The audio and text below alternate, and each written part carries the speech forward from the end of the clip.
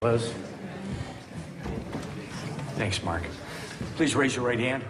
Do you swear the testimony you're about to give will be the truth, the whole truth, nothing but the truth, so help you God? I do. Would you have a seat on the witness stand there, please? For the record, please state your full name. Raymond Victor Velez, And where do you live, Mr. Velez? 3483 West 52nd, Cleveland, Ohio. And what do you do for a living? I'm a labor steward. Mr. Velez, who lives with you in your home? My wife and my two boys, How old are your boys? 6 and 9 tomorrow. Okay. Congratulations. Thanks. How long have you lived in your home? I want to say 12 years. I understand that the home is now in foreclosure. Yeah. What's the status of that? Well, the sheriff's sale was supposed to be the 17th, and then they stopped it, and then I just got another letter saying that they're gonna do it again. Okay. So, how much did you pay when you bought your house? 26. 26. Did you take out a mortgage in connection with the purchase? Yeah. I understand that there were other mortgages that you took out on the house? Yeah. How many other mortgages were there? 2. Tell me how it came about that you took out another mortgage at that time. I had just got married. She was pregnant, and it was cold over there. We had old windows, Okay. and a guy came knocking on the door, and said, we could refinance or give you another mortgage so you can buy windows for your house. Well, let me just interrupt you there. What do you mean a guy came knocking on your door? A guy came knocking on my door, And he said to you what again? that he can refinance on my house, about $40,000, and with that, you can consolidate your bills and you can buy new windows and have them put new windows in the house and doors. He told you that you could refinance your house for $40,000? Yeah, This is the house you had bought a year or two before for $26,000? yeah. Did he explain to you why he thought you could refinance for 40? Not that I recall. I mean, What was the interest rate on that $40,000 mortgage? I want to say 8.5.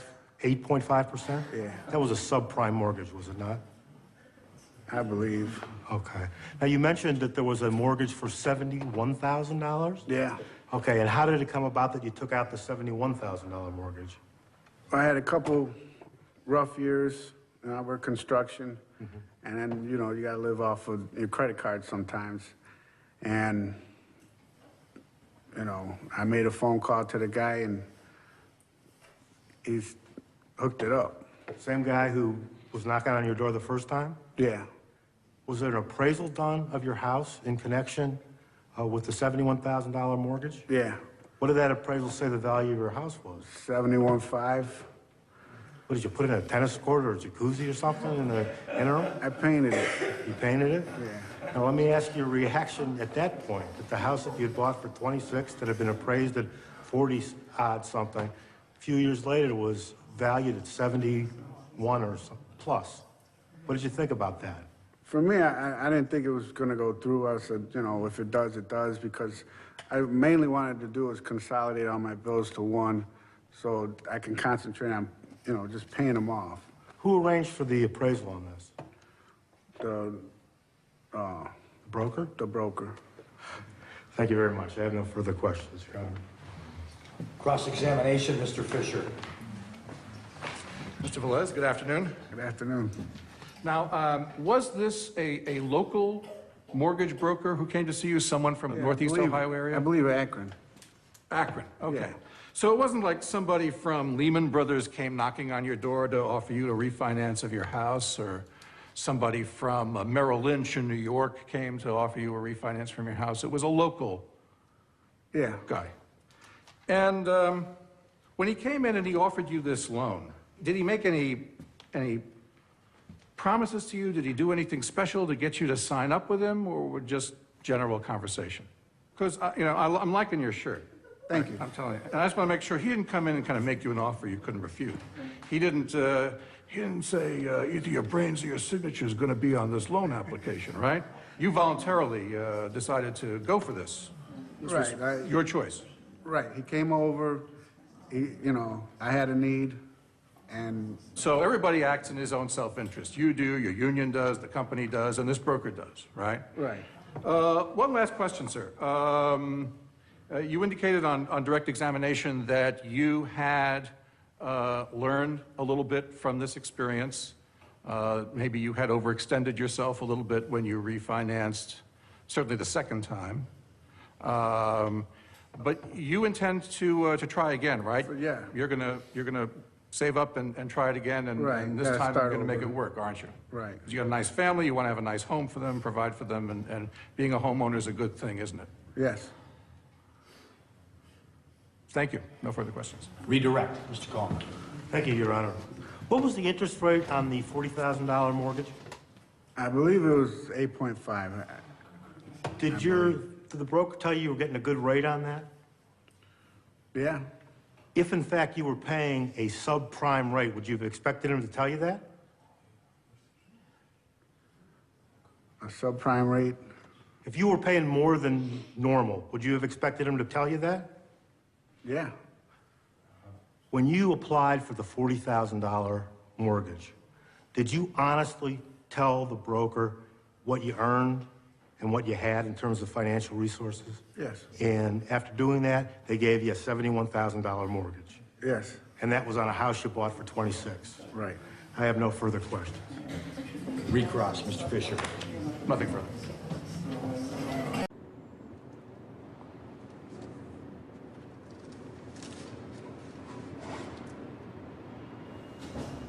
A buddy of mine knew this guy who had a mortgage company.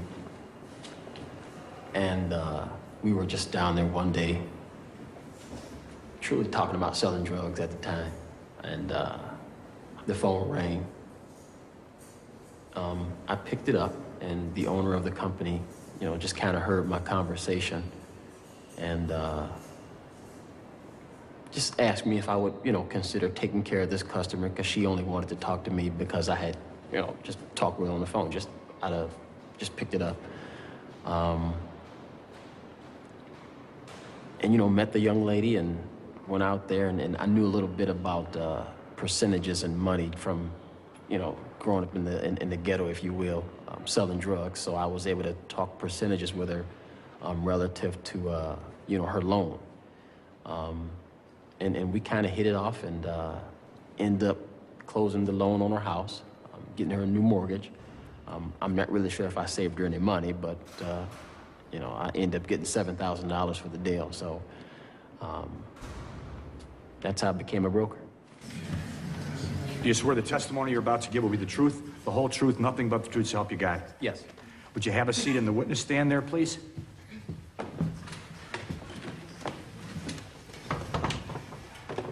All right, for the record, state your full name. Keith Taylor, And where do you reside, Mr. Taylor? Cleveland, Ohio, And what do you do for a living? property manager. Mr. Taylor, did you grow up in the Cleveland area? Yes. In what part of town did you grow up? East side of town. East Cleveland? East Cleveland, yes. Can you generally describe that neighborhood for the jury? I hate to use these words, but it's the ghetto of ghettos, if you will. Not a nice place. Not a nice place. Now, you at one time worked as a mortgage broker, is that correct? Yes, sir. For how many years were you in that profession? Wow. Almost 12 years. Now, how were you compensated as a broker? Under the table per commission. What do you mean under the table per commission? Cash. And who would compensate you? The mortgage company. The owner of the company, I would say. And how was the amount of cash determined? On the loan amount, based on the loan amount. So the higher the interest rate, the bigger the cash payment you receive. That's it. Am I correct in assuming that some of the loans that you placed were subprime loans? Yeah. How would you define subprime? Subprime loans are loans that you would do for somebody if what the banking industry wouldn't call creditworthy. If somebody had bad credit, that's a subprime loan. How do the interest rates under a subprime loan compared to the interest rates charged on a conventional loan that you'd get from a bank? They would almost be double. So they were higher. They were definitely higher. So your compensation was higher when you placed a subprime loan. Yes. And how did you get your clientele? Truly, you know, just out in networking, and then I had a lot of referrals from my previous business. And from your observation, how did these other brokers come into contact with their clientele? Truly, you know, picking up the phone book, flipping to the letter J, and finding the first person, you know, what name you think is cute, and you call somebody, and, you know, you just cold call. I mean, I don't know how else to explain what a cold call is. You just you call somebody randomly, just because. Did you ever encourage a prospective borrower to provide false information? No. On an application? No. Are you personally aware, from your own knowledge, whether other brokers did that? I mean, you know, you know, no name calling, but the guy that I was actually in the mortgage business with, he would, I mean, because of the relationships we had with the banks, you know, it was pretty much what I say goes. So he would, you know, he could tell somebody to say, okay, well, you know, you need to make $2,500 a month in order for this loan to get done. Well, this person only makes $1,400 a month. And, you know, you change that 1 to a 2, the banks don't care. Was this something that happened in an isolated incident, or was this a pervasive practice? Not too sure what that word pervasive means. Did it happen more than once? It happened more than once, yes. Didn't the banks come back and challenge that false information when the application was submitted? Dude, they didn't care. They just wanted to buy the loan, and, I mean, it was business for them. I mean, and more than likely, they would have bought the loan and sell it to another bank anyway. So they didn't really pay that much attention, so that's how, I mean, that's how the folks were able to falsify the information. Thank you. I have no further questions, Your Honor. Cross-examination, Mr. Fisher. Mr. Taylor, did you ever believe that some of these customers that were coming to you, that they were pursuing a dream with respect to owning a house that was unrealistic? Okay, say it one more time.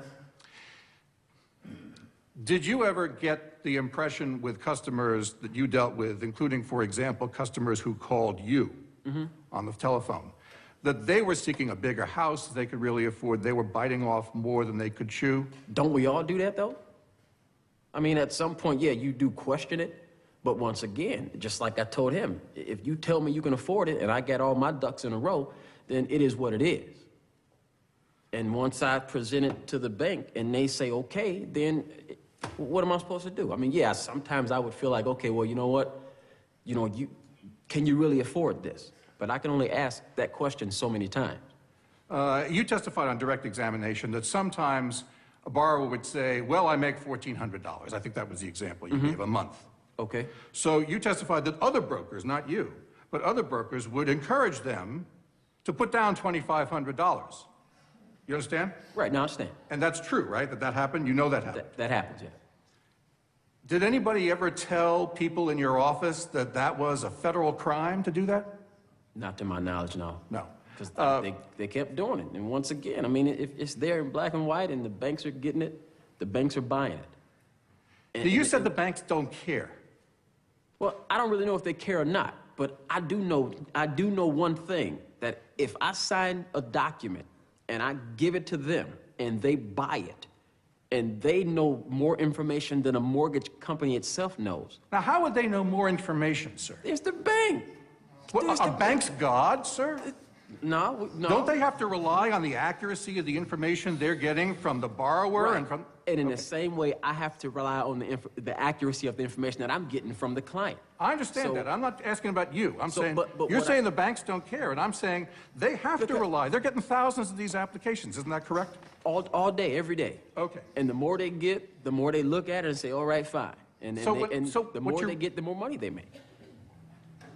And the more loan applications the brokers process, the more money they get, right? Yeah. Okay. So when you said the banks don't care, you didn't know that to be a fact. The truth is, sir, that you don't care. The brokers don't No, care, that- right? no, You don't no. care whether the bank knows or No, doesn't know. that's not it. That's not it. Because the important thing for you was, as you testified, you got to eat. Yeah, Right? I gotta eat. Yeah. And you wanted to get out of that ghetto of ghettos that you testified about. And I got out, but it was the right way. Now, Okay. my colleagues, I can't speak for them. That's it. No further questions. Thank you very much. Quiet, please. And redirect, Mr. Collins. Thank you, Your Honor. Now, you did come from that ghetto of ghettos, East Cleveland, right, Mr. Taylor? Yes. And a lot of the loans that your firm were placing when you were working as a mortgage broker came from East Cleveland, right? Yes. So there were high earnings coming to the banks from East Cleveland, the ghetto of ghettos. Yes. Bank would have a reason to question, wouldn't it, whether these high salaries from the ghetto of ghettos were kosher, wouldn't they? Yes. Bank ever get in touch with you or anyone from your firm and say, you guys better be careful about the information you're getting No. from your borrowers in East Cleveland? No. They still were approving loans from East Cleveland, right? Yes, I would say so. Thank you, Mr. Taylor. I have no further questions. Thank you, Mr. Taylor. You can step down, sir. It was moving because, first of all, I recognized the age you were and the age you are now. And to walk into that courtroom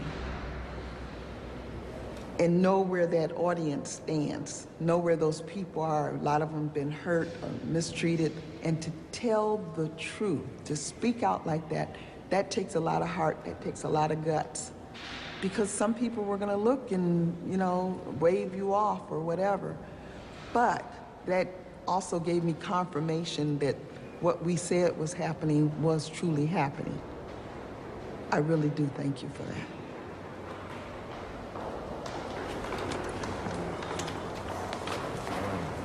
Thank you.